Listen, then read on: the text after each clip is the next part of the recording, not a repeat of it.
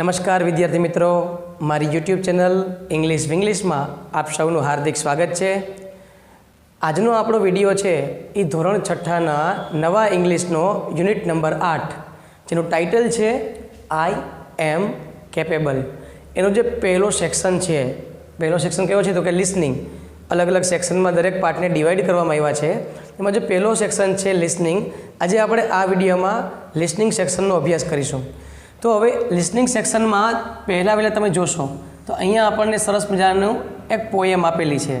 જો પોએમ છે ને ખૂબ સમજવા જેવી છે, બહુ ડીપમાં આપણે સમજીએ ને. તમને અહીંયા ચિત્ર દેખાતા હશે 4 વ્યક્તિ, બરાબર છે. હવે 4 વ્યક્તિના ચિત્ર શા માટે મૂક્યા? કદાચ એકાદા તમે પરિચિત પણ હશો. જોઈએ આપણે કાવ્ય આપણે સમજીએ એટલે ખ્યાલ આવશે કે આ 4 વ્યક્તિના ચિત્ર અહીંયા શા માટે મૂકવામાં આવ્યા છે. તો સ્ટાર્ટ કરીએ આપણે. ટાઇટલ છે કાવ્યનું માય વ્હીલ. વ્હીલ એટલે ઓલા પૈડાની વાત નથી થતી ગાડીના. વ્હીલ એટલે કે ઈચ્છા, મારી ઈચ્છા. જો મિત્રો, આપણે કોઈ પણ વસ્તુની ઈચ્છા કરીએ ને એટલે આપણે મેળવી શકીએ, પણ એના માટે પુરુષાર્થ જરૂરી છે, હાર્ડવર્ક જરૂરી છે. મહેનત સિવાય કોઈ પણ વસ્તુ મેળવી શકાતી નથી. કોઈ પણ વસ્તુ અશક્ય નથી કે જેને આપણે ન મેળવી શકીએ, પણ એના માટે સામે એટલો પુરુષાર્થ હોવો જોઈએ. અહીંયા કાવ્યમાં શું કહેવા માગે છે કવિ? એ બોડી ડિફરન્ટ, અ સોલ સો બ્રાઇટ. આ એવા વ્યક્તિઓ તમને ચિત્રમાં દેખાડે છે કે એનું શરીર કંઈક આપણા કરતાં, નોર્મલ વ્યક્તિ કરતાં કંઈક અલગ છે, બરાબર. બોડી ડિફરન્ટ છે, સોલ સો બ્રાઇટ, પણ એની જે આત્મા છે ખૂબ તેજસ્વી છે. આ એવા વ્યક્તિ અહીંયા બતાવે છે. આવા તો ઘણા બધા વ્યક્તિ છે. અહીંયા આપણને જે 4 ચિત્ર બતાવ્યા છે એની વાત છે. અ બોડી ડિફરન્ટ કે એનું શરીર અલગ છે આપણા કરતાં, અને સોલ એટલે એની કે જે આત્મા છે એ ખૂબ જ બ્રાઇટ છે, તેજસ્વી છે. અ યુનિક પર્સ્પેક્ટિવ. પર્સ્પેક્ટિવ એટલે કે એનું દૃષ્ટિકોણ. દૃષ્ટિકોણ એટલે શું તો કે જોવાની દૃષ્ટિ. કોઈ પણ વસ્તુ છે એ દરેક વ્યક્તિ છે અલગ અલગ રીતે જોતો હોય છે. અમુક પોઝિટિવલી, જ્યારે અમુક નેગેટિવલી. અડધો ગ્લાસ પાણીનો ભરેલો હોય તો તમે શું કહેશો? અડધો ખાલી છે, અથવા એમ કહેશો કે અડધો ભરેલો છે. તો આ આપણો દૃષ્ટિકોણ થયો, બરાબર. અ યુનિક પર્સ્પેક્ટિવ. આ બધાના જે દૃષ્ટિકોણ છે ને એ બધા યુનિક છે.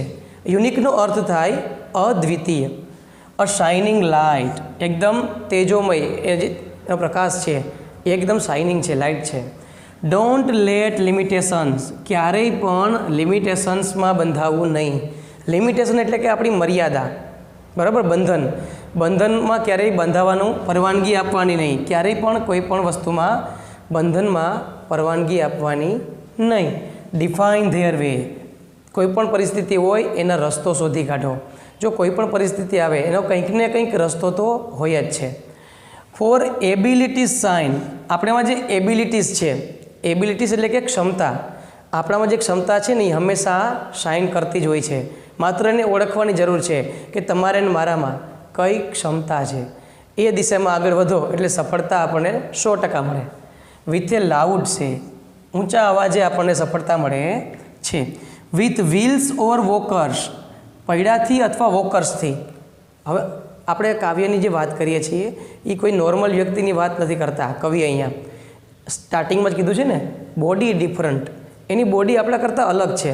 હવે શું કહેવા માગે છે કવિ? અહીંયા કવિ કેવા વ્યક્તિઓની વાત કરવા માગે છે તો કે જે ફિઝિકલ એબલ ન હોય, ડિસએબલ હોય, બરાબર. ફિઝિકલી ડિસેબલ હોય એટલે કે ખોડ ખાંપણવાળા વ્યક્તિ. આપણે આજુબાજુ ઘણા બધા વ્યક્તિઓ એવા હોય, ઘણા વિદ્યાર્થી એવા હોય જેના શરીરમાં કંઈક ને કંઈક ખામી હોય. પગ ના હોય, હાથ ના હોય, બરાબર.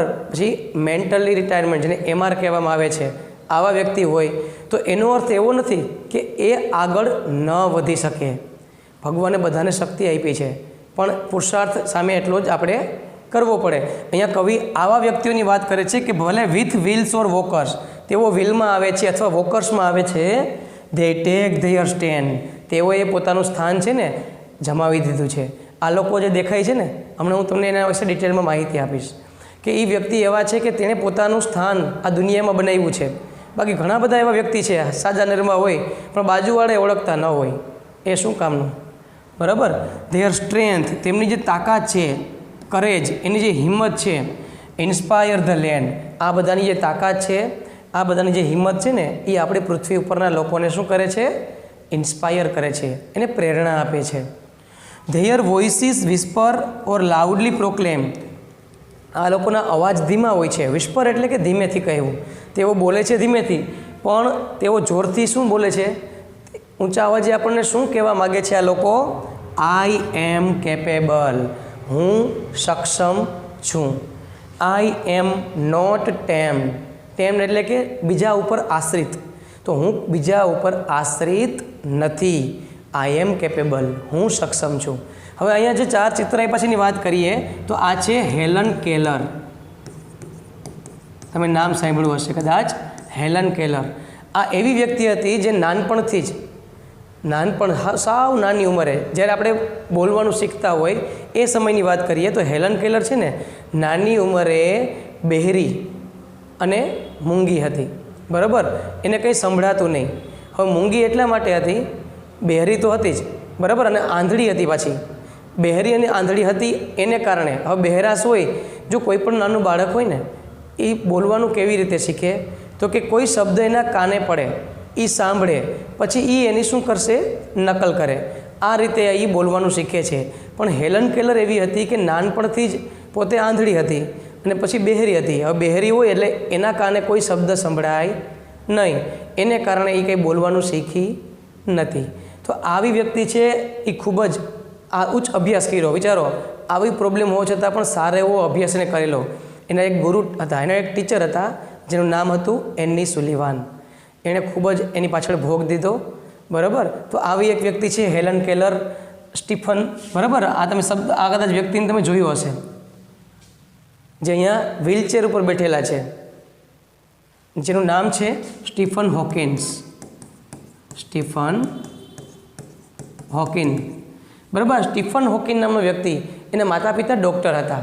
બરાબર, અને નાનપણથી એને ખોડખા પણ હતી. વ્હીલચેરમાં તમને ચિત્રમાં દેખાશે. આ વ્યક્તિનો ફોટો તમે ગમે ત્યારે જોશો એ વ્હીલચેરમાં જ હશે, કારણ કે પોતે કેવા હતા? પેરાલાઇઝ હતા. બરાબર, એટલે એના હાથ પગ કામ કરતા નહોતા, છતાં પણ એ પોતે ડૉક્ટરેટની પદવી પ્રાપ્ત કરી. ક્વોન્ટમ થિયરીનું તમે કદાચ નામ સાંભળ્યું હશે. એમાં ઘણું બધું રિસર્ચ આ વ્યક્તિએ કરેલું છે. વૈજ્ઞાનિક હતા પોતે. ત્યાર પછી અહીંયા આપ્યું છે અરુણિમા. એનું આખું નામ છે અરુણિમા સિન્હા. આ એવી વ્યક્તિ હતી જે પોતે નાનપણથી ખોડખા પણ નહોતું, પણ એક વખત જ્યારે એ ટ્રેનમાં જતા હતા તો અમુક લૂંટારાઓ સાથે તેની હાથાપાઈ થઈ. એને લૂંટવા માટે આવ્યા હતા, ચેન ને પૈસાને.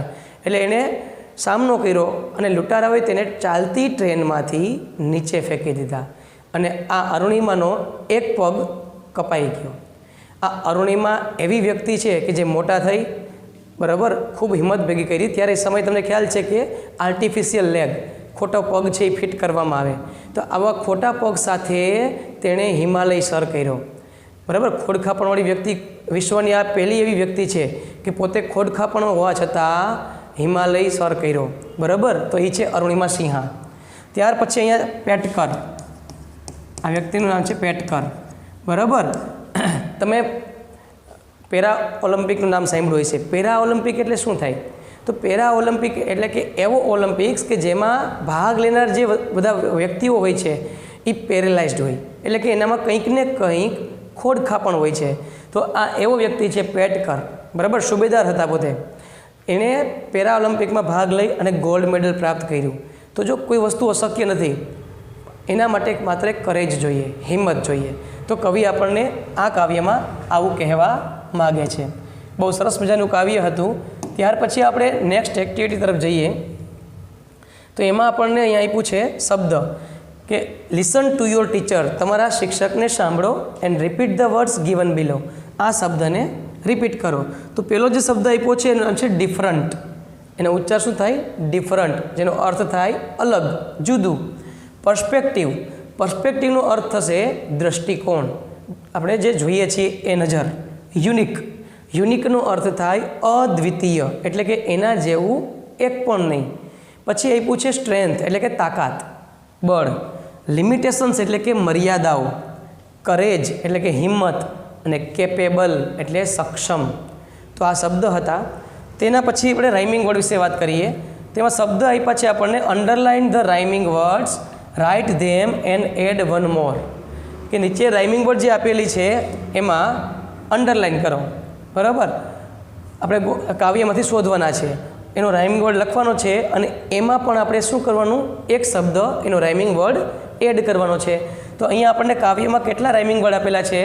તો જો અહીંયા પહેલું જ આપ્યું છે બ્રાઇટ, લાઇટ અને વે, સે, સ્ટેન્ડ, લેન્ડ. પહેલું આપ્યું છે આપણને બ્રાઇટ, લાઇટ અને બીજું આપ્યું છે વે, સે.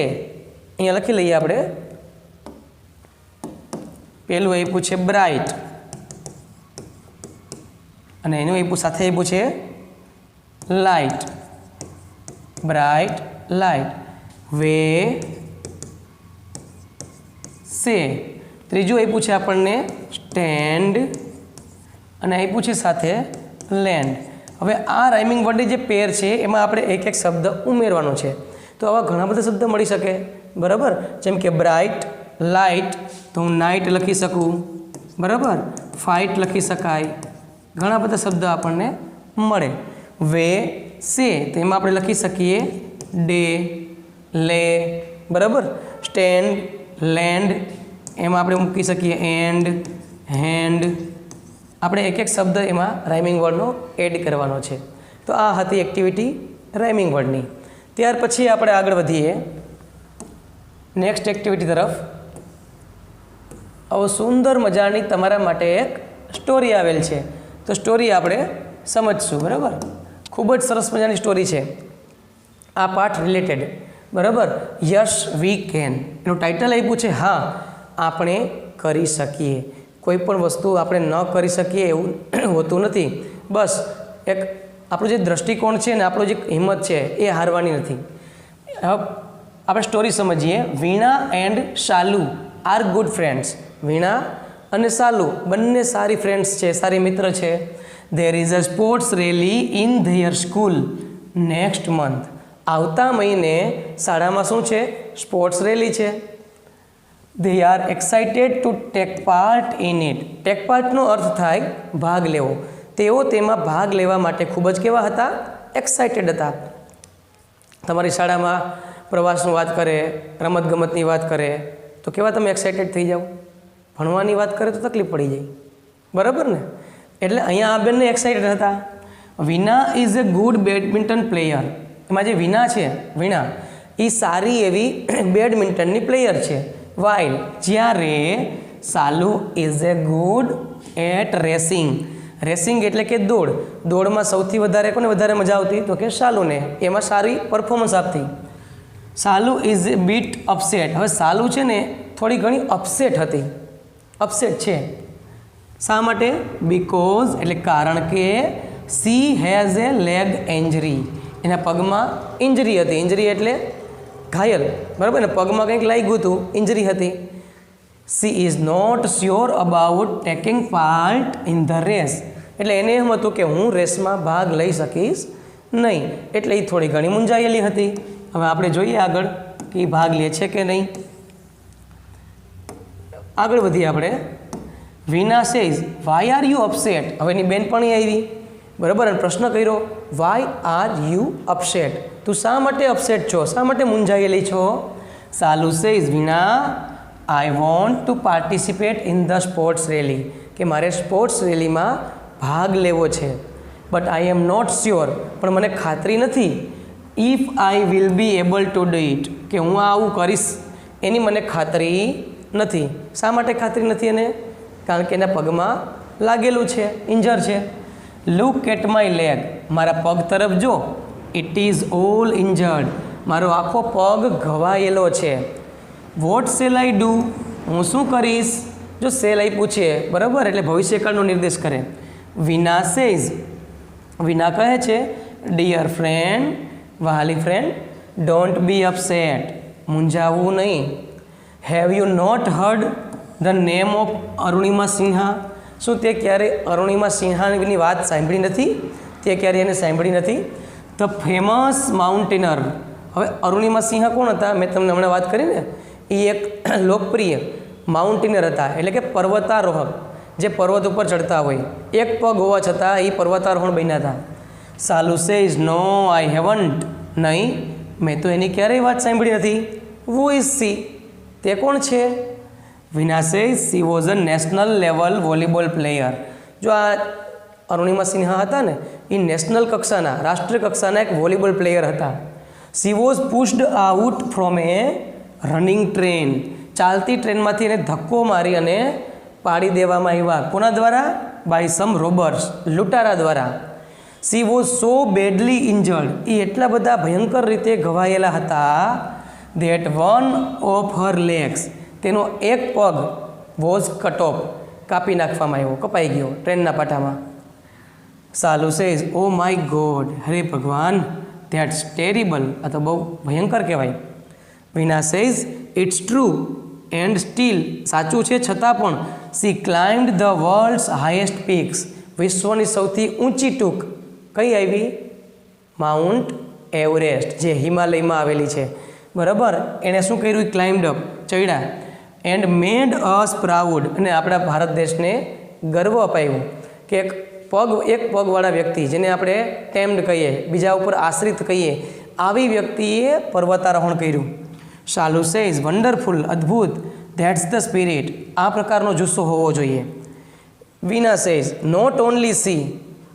માત્ર એની જ નહીં, but Bharatkumar a para swimmer. Para swimmer એટલે કે સ્વિમર તો એટલે કે તરવૈયા, પણ પેરા સ્વિમર એને કહેવાય કે જે કંઈક ખોડ ખાપણ ધરાવતા હોય, જે પેરેલાઇઝડ હોય. પછી સુધાચંદ્રન, એનું નામ કદાચ તમે સાંભળ્યું હશે, અ ભારતનાટ્યમ ડાન્સર. એને પગમાં તકલીફ છે, એક પગ છે, બરાબર, છતાં પણ એ સારામાં સારું ભરતનાટ્યમ ડાન્સ કરી શકે છે, જે બહુ અઘરું હોય છે. Also became famous in their field. આ બધા વ્યક્તિ છે એના ફિલ્ડમાં કેવા બની ગયા? Famous. In spite of their disabilities. એનામાં આ બધી પ્રકારની ડિસએબિલિટી હોવા છતાં પણ આ દરેક વ્યક્તિ છે એને ખૂબ જ વિશ્વમાં નામ કમાણું છે. બરાબર, આગળ વધીએ. Shalu says they are really very courageous. તેઓ તો ખૂબ જ કેવા કહેવાય? હિંમતવાન કહેવાય.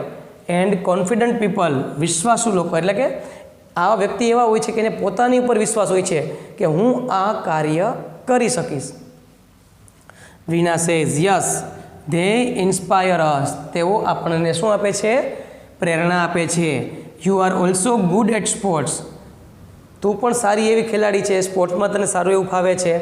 આઈ નો યુ કેન ડુ ઇટ. મને ખબર છે કે તું આ કામ કરી જ શકીશ, તારા માટે પણ અશક્ય નથી. Shalu says you are right. તું સાચી છે. Now I will participate and do my best. હવે તો કે હું ભાગ લઈશ અને મારાથી બનતા પ્રયાસ કરીશ. Veena says that's like my good friend. આને કહેવાય મારી સારી friend. We all have sum special qualities. આપણા દરેકમાં કંઈક ને કંઈક ખાસ ક્વોલિટીઝ હોય છે, ગુણ હોય છે. એવું વિશ્વમાં કોઈ વ્યક્તિ નથી કે એનામાં કંઈક ગુણ ન હોય. માત્ર જરૂર છે એનામાં રહેલી ક્ષમતાને ઓળખવાની, અને એ દિશામાં જો તમે આગળ વધો એટલે તમને કોઈ પહોંચી શકે નહીં. બરાબર. We should have faith in our self. જો સૌથી અગત્યની વાત એ છે કે આપણે આપણા ઉપર પહેલાં વિશ્વાસ હોવો જોઈએ, બીજા ઉપર વિશ્વાસની પછીની વાત છે. જ્યારે કોઈ વ્યક્તિને પોતાના પર વિશ્વાસ ના હોય કે હું આ કામ કરી શકીશ, ત્યારે એ કામ કોઈ કરી શકતા નથી. પહેલાં જરૂર છે આત્મવિશ્વાસની કે હું કરી શકીશ. શાલુ સેઝ ડેફિનેટલી, ચોક્કસ. I will work hard to give my best. કે હું સૌથી ઉત્કૃષ્ટ પ્રદર્શન કરવા માટે કે હું કરીશ?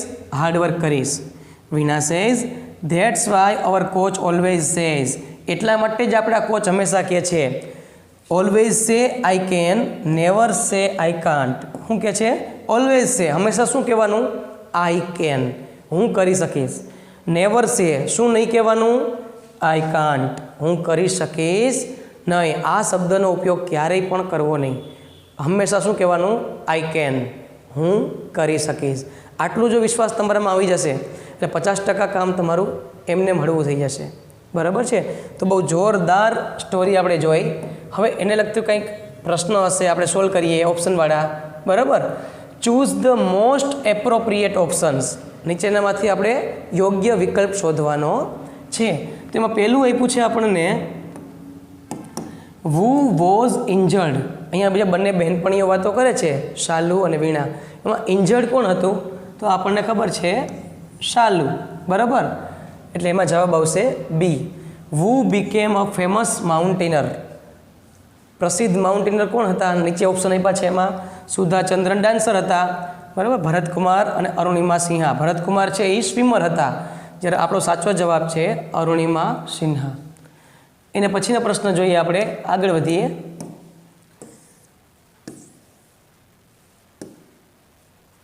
ત્રીજો પ્રશ્ન પૂછ્યા આપણે, what can make us successful. કઈ બાબત છે એ આપણને સક્સેસફુલ બનાવે છે, બરાબર, સફળ બનાવે છે? તો એનું બેસ્ટ છે કરેજ અને કોન્ફિડન્સ. હિંમત અને વિશ્વાસ, આ બે વસ્તુ હોય એટલે કોઈ પણ કાર્ય આપણા માટે અશક્ય નથી. ચોથો પ્રશ્ન છે, if you get less marks in the exam. કે જો તમે પરીક્ષામાં ઓછા માર્ક્સ મેળવો, વોટ વિલ યુ ડુ? તમે શું કરશો? તો એમાં આવશે પહેલું, આમ કહે છે કે I will feel ashamed of it. મને ખૂબ જ શરમ આવશે, બરાબર. બીજો વિકલ્પ છે I want tail any one. હું મારા માર્ક્સ કોઈને કહીશ જ નહીં, કહીએ તો ઉપાધિને, બરાબર. અને ત્રીજું છે આઈ વિલ વર્ક હાર્ડ. હું સખત મહેનત કરીશ. એક પરીક્ષામાં ઓછા માર્ક્સ આવ્યા તેનાથી આપણે કંઈ જિંદગી હારી જતા નથી. નેક્સ્ટ ટાઈમ જ્યારે પરીક્ષા આવે ત્યારે એના કરતાં ડબલ મહેનત કરવાની અને જ્વલંત સફળતા પ્રાપ્ત કરવાની. આ વસ્તુ આ કાવ્યમાં, આ વિભાગમાં આપણને શીખવા મળી. તો બહુ જોરદાર વિભાગ હતો લિસનિંગ વિભાગ. બહુ સરસ મજાની સ્ટોરી જોઈ, પોએમ જોઈ, બરાબર છે. આમાંથી ઘણું બધું શીખવા જેવું છે. જો તમને આ આખા વિભાગમાં કંઈ પણ પ્રશ્ન હોય તો તમે મને કોમેન્ટ બોક્સમાં જરૂર પૂછજો.